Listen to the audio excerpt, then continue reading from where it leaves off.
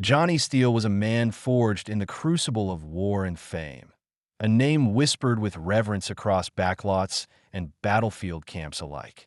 Born in 1928 in the rugged coal mining town of Butcher Holler, Kentucky, Johnny's early life was steeped in hardship and hardship alone. His father, a miner like many men in that harsh town, perished in a mine collapse when Johnny was only 6 years old, a tragedy that shattered the family and left his mother to raise him and his two siblings by herself. The loss carved deep lines into young Johnny's character. From a tender age, he learned the brutal lesson that life was unforgiving and survival required a steel spine. He took on odd jobs to help the family, hauling coal, fixing fences, and working long hours in the sweltering heat and bitter cold. He quickly earned a reputation in town, not just for his work ethic, but for a fierce temper and an iron will that made adults wary and peers respect him. At 17, just as the world was catching its breath from the horrors of World War II, Johnny's restless spirit could no longer be contained. Despite being underage, he falsified his birth records to enlist in the U.S. Army. The war had ended, but the echoes of global conflict still called young men like him. His military career truly ignited with the outbreak of the Korean War in 1950. Assigned to the 5th Regimental Combat Team, Johnny was thrust into the heart of some of the conflict's bloodiest battles. The Battle of Bloody Ridge tested his mettle, as did the unforgiving winters of the Chosin Reservoir Campaign, where temperatures plummeted and survival often depended on sheer grit. Twice wounded and decorated for valor, Johnny Steele emerged from Korea not merely as a survivor, but as a hardened warrior. Fellow soldiers remembered him as fearless, even reckless at times, charging into danger with a grim determination born of having nothing left to lose. Hollywood soon beckoned, drawn by the aura of the real war hero with a hardened face and eyes that bore the weight of unseen horrors. A chance meeting with a film producer at a Veterans of Foreign Wars bar in Los Angeles led to Steele's first screen test. His rugged jawline, haunted eyes, and gravelly voice, all touched by the grime and gravity of battle, made him stand out from the polished actors of the studio system. Cast as a grizzled sergeant in a Korean War drama, Johnny captivated audiences not with practice lines, but with authenticity. He was no studio fabrication. He was the living embodiment of the stories Hollywood wanted to tell. During the 1950s and 60s, Johnny Steele carved out a niche as Hollywood's ultimate tough guy. His filmography, packed with gritty war dramas, westerns, and crime thrillers, included memorable titles like Hell Valley, Iron Patrol, and Dead Man's Dust. Unlike many actors who prepared for roles behind closed doors, Johnny lived them. His dedication went beyond mere performance. He often did his own stunts, shrugging off injuries that would have sidelined others. One legendary tale involved him breaking 2 ribs during a fight scene. Instead of stopping, Steele insisted the cameras kept rolling. He finished the scene every agonizing second before collapsing behind the curtains. This relentless dedication earned him not just roles, but a loyal following. Off-screen, however, Johnny Steele's reputation was as stormy as the characters he portrayed. Known for his fiery temper, frequent bar fights, and womanizing ways, he was a magnet for tabloid headlines. Stories circulated about him knocking out a director who dared request a second take or roaring through the plate glass window of a Beverly Hills restaurant on a motorcycle because the maitre d' refused entry to a friend without a jacket. Yet, for all his wild antics, studios kept casting him. His films made money, and audiences craved the raw, untamed energy he brought to the screen. Johnny was real, no masks, no pretense, and in a town obsessed with illusion, that was invaluable. But fame was a double-edged sword. Johnny Steele was haunted by his past. Friends described him as a loner, prone to deep melancholy and sudden fits of rage. His drinking was heavy and often led to long disappearances, fueling rumors of undiagnosed PTSD. In the 1960s, psychological trauma from war was rarely discussed or treated, and Johnny's silence on the matter spoke volumes. When he did speak of Korea, his voice dropped to a quiet, pained whisper, his eyes distant and hollow, as if seeing ghosts that no one else could. By the early 1970s, the Hollywood landscape had shifted. Younger, more polished actors were rising, and the gritty war films that had made Johnny famous were falling out of favor. His roles dwindled to low-budget exploitation flicks. And though he briefly tried his hand at directing, his notorious temper clashed with studio executives. His final significant role came in 1970's success, The Last Mission, where he portrayed a battle-worn Vietnam veteran returning home to a world that no longer felt like his own. The role felt deeply autobiographical, echoing the fractured life Johnny himself was living. The end of the decade brought a violent barroom brawl that left Johnny with a fractured skull and embroiled him in lawsuits. Seeking peace, he withdrew from the spotlight and purchased a ranch in the wilds of Montana. There, far from the glare of cameras, he lived quietly, raising horses and occasionally mentoring young actors who sought his hard-won wisdom. Locals whispered stories of the stoic ex-warrior who rode horses at dawn and vanished for days into the rugged mountains with only a canteen and his rifle. In Montana, Johnny found a new kind of battle, one with nature and solitude. He applied the discipline of a soldier to the land, learning the rhythms of the seasons and the demands of ranch life. Sunrises over the plains replaced battlefield dawns, and the silence of the wilderness became his only audience. Occasionally, journalists tracked him down hoping for a glimpse behind the legend, but Johnny was sparing with his words. A rare interview in a veterans magazine in 1984 captured his essence. Acting is just another mission. You put on the gear, you walk into the fire, and you don't blink. The only difference is nobody dies for real, except sometimes you do inside. His mentorship became a quiet but powerful legacy. Young actors who visited his ranch spoke of his blunt honesty and unexpected kindness. One recalled how Johnny handed him a shovel and said, "Learn to dig before you learn to speak." It was a lesson in humility, endurance, and respect, qualities Johnny believed essential for survival both on and off screen. Johnny Steele died in 1991 from heart failure. Some say his heart simply gave out after carrying the weight of countless battles, visible and invisible. His funeral, held in a small veteran cemetery near Missoula, Montana, was attended by dozens of former soldiers and actors who understood the man behind the myth. No media, no fanfare, just quiet respect for a man who had lived the toughness he portrayed. Today, Johnny Steele's legacy remains a cornerstone of Hollywood's tough guy mythology. Not because of blockbuster hits or awards, but because he was what he appeared to be: authentic bravery and raw humanity. In an age obsessed with appearances and fleeting fame, Steele's story reminds us that true masculinity was once measured by resilience, by how many times a man could get up after being knocked down. And Johnny Steele was knocked down more times than most knew. Yet he always rose. Over 3 decades, Johnny appeared in over 60 films, many becoming cult classics. Critics debated his range, some calling him wooden, others praising his stoic authenticity, but no one denied his magnetic presence.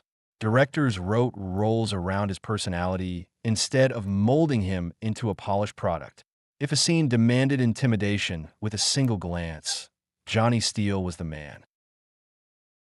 Beyond Hollywood, Johnny quietly supported fellow veterans, donating anonymously to hospitals and helping fund therapy for those grappling with trauma. Despite his own demons, he never turned his back on those who shared his path.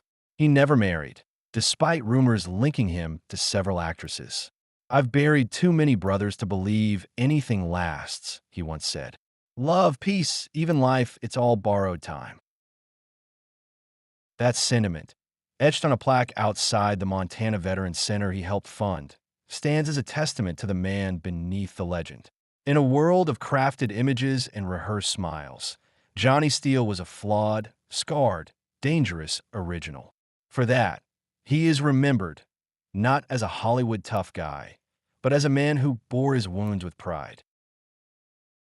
Johnny Steele never won an Oscar. He never wrote a memoir or sought the limelight beyond his work. But what he left behind was far more enduring, a legacy of grit, courage, and unvarnished authenticity. For every actor who dons a uniform or holster and wonders how to look tough, there's an old, grainy film reel of Johnny Steele stepping into the breach, eyes cold and certain, reminding us all what toughness really means. Johnny Steele's childhood in Butcher Holler was marked not only by hardship, but by small, formative moments that shaped his relentless spirit.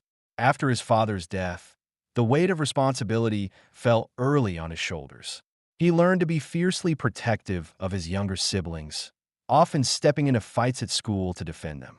One summer, when a sudden flood threatened to sweep away the homes along the riverbank, it was Johnny who organized neighborhood boys to build makeshift barriers out of sandbags and lumber salvaged from nearby barns. It was a lesson in leadership, courage, and the necessity of grit in the face of overwhelming odds, lessons he would carry into war and Hollywood alike. His teenage years were rough. By day, he worked in the mines alongside his mother's, pleas to stay safe. By night, Johnny would sneak out to the local boxing gym, drawn to the discipline and control the sport demanded. It was here that he honed his fighting skills, learning to channel his temper into focused, brutal efficiency. Trainers whispered that Johnny had a natural talent, a knockout punch combined with an iron chin. Though he never pursued a professional career, those fights taught him to endure pain and stand his ground, traits that would become his trademark.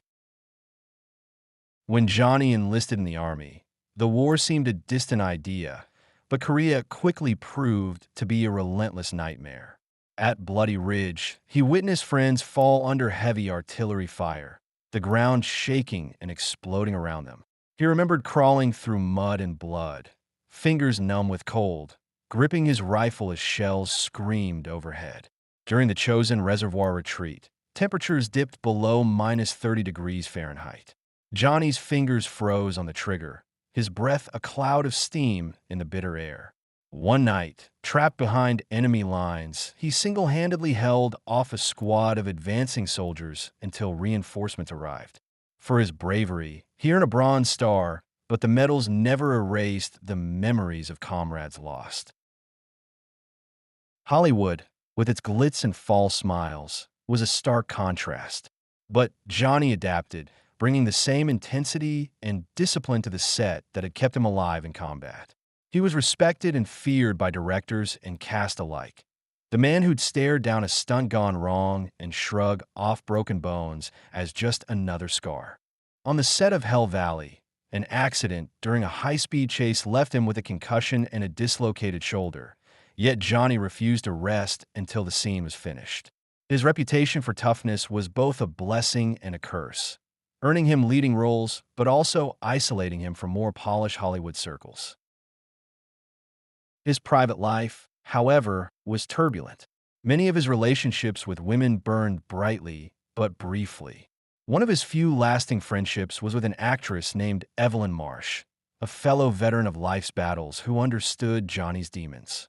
They often retreated to quiet cabins in the mountains where they shared stories, pain, and fleeting moments of peace. But Johnny's restless nature and fear of vulnerability kept romantic attachments at arm's length. In the rare letters he wrote from the road or from the ranch, he confessed a haunting loneliness, a sense that his wounds cut too deep for love to heal. The toll of his war experiences manifested in bouts of rage and deep depression. At one point, after a particularly brutal fight with a studio executive, Johnny was hospitalized for exhaustion and alcohol poisoning. It was one of several incidents that eventually led him to seek solace away from Hollywood's chaos. At his Montana ranch, he found refuge in the rhythm of daily chores, tending to horses, repairing fences, and working the land. Nature, in its vastness and indifference, offered a kind of healing. Local kids remember him as a gruff but gentle mentor who taught them the value of perseverance and respect for the earth. Johnny's mentorship of young actors was legendary in its own right. One rising star recalled their first meeting. He didn't mince words. Said acting wasn't about pretending. It was about honesty, pain, and truth. He'd tell you to dig deep, literally and metaphorically. If you can't handle the dirt on your hands, you don't deserve the spotlight. His letters were often tough love, urging young actors to prepare not just physically, but emotionally for the roles they wanted to play. In his final years, Johnny grew quieter but never lost his edge. He occasionally gave interviews but preferred the company of veterans and nature over Hollywood parties. Those who visited the ranch found a man who was at once weary and fiercely alive, carrying his scars openly, yet refusing to be defined by them. When Johnny Steele passed away in 1991, the world lost more than a tough guy. It lost a man who embodied the complexity of courage, pain, and authenticity. His story remains a testament to an era where strength was measured by resilience and heart, not by glamour or fortune. Johnny Steele was not a man who traveled life's road alone. Behind the hardened warrior and Hollywood tough guy stood a constellation of figures who shaped, challenged, and at times saved him. First and foremost was Mary Steele, Johnny's mother, a woman of fierce resolve and unyielding love.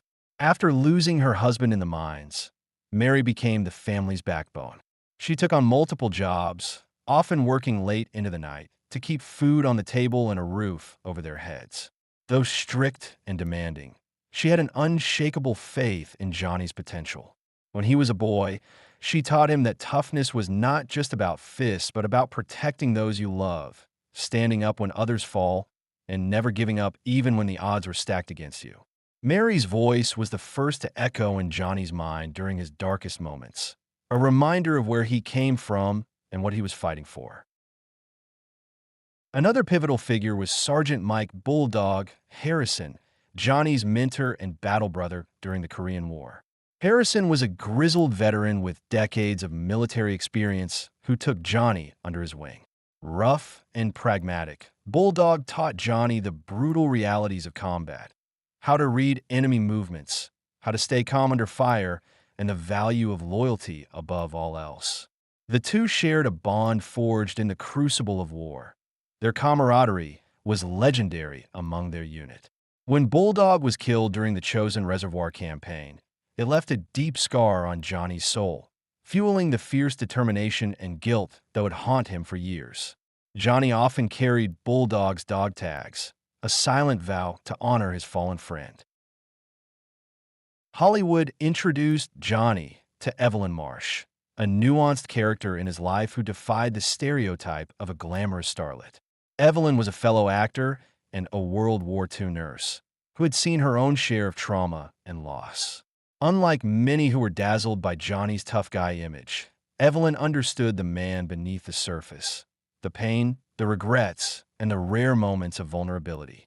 Their friendship was a sanctuary, a place where Johnny could drop the armor. Their quiet evenings away from the spotlight, often spent hiking or fishing, gave Johnny glimpses of peace and normalcy he rarely experienced elsewhere. Though their relationship never blossomed into romance, Evelyn remained one of the few constants in his tumultuous life. Then there was director Carl Whitman, a volatile and visionary filmmaker who worked with Johnny on several films. Whitman was notorious for his fiery temper and exacting standards. While many actors clashed with him, Johnny's fearless demeanor often turned confrontations into grudging respect. However, their relationship was far from smooth. On the set of Iron Patrol, tensions reached a boiling point when Whitman demanded a reshoot of a dangerous stunt. Johnny, nursing broken ribs, refused, leading to one of the most infamous arguments in Hollywood lore. Though Whitman pushed Johnny harder than anyone, he also recognized the raw authenticity Johnny brought to the screen, often crediting him with elevating the gritty realism of his films. In Johnny's later years, a young actor named Sam Turner emerged as his protege. Sam was ambitious but untested, struggling to find his footing in the brutal world of Hollywood. Johnny took him under his wing, offering tough love and hard-earned wisdom. Sam often recounted how Johnny's mentorship was less about sugarcoating and more about preparing him for the realities ahead. He taught me that toughness wasn't about being the loudest or the strongest. Sam said in an interview years later, it was about survival, physical, mental, and emotional. Johnny showed me how to wear my scars with pride, not shame. Their relationship was a testament to Johnny's enduring legacy beyond the screen. Lastly, lurking in the background of Johnny's life was the shadow of Detective Frank Mallory, a persistent lawman drawn into Johnny's world due to the actor's infamous bar fights and occasional brushes with the law. Mallory was neither friend nor foe, but represented the consequences of Johnny's volatile streak. Though Johnny rarely saw eye to eye with Mallory, there was a grudging respect between them. Mallory recognized a man battling his own demons, and Johnny knew the detective was often the only figure able to hold him accountable when things spiraled out of control.